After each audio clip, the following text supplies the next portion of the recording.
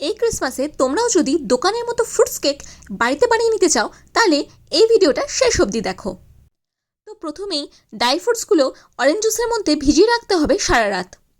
তারপর ময়দা, দুধের গুঁড়ো, চিনির গুঁড়ো, দুধ, সাদা তেল সব কিছু দিয়ে খুব ভালো করে একটা ব্যাটার বানিয়ে নিতে হবে।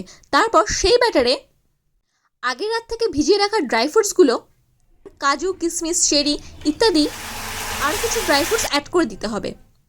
খুব ভালো রিচ ফ্লেভার আনার জন্য চিনিটাকে ভালো করে ক্যারামেলাইজড করতে হবে আর ব্যাটারে অ্যাড করে দিতে হবে।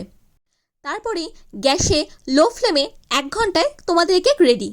ওপর থেকে গার্নিশিংয়ের জন্য আর কিছু ড্রাই ফ্রুটস আর একটু বাটার ছড়িয়ে দিতে হবে। ডিটেল ইনগ্রিডিয়েন্টস আর প্রসেসটা কমেন্ট সেকশনে লিখে দিলাম।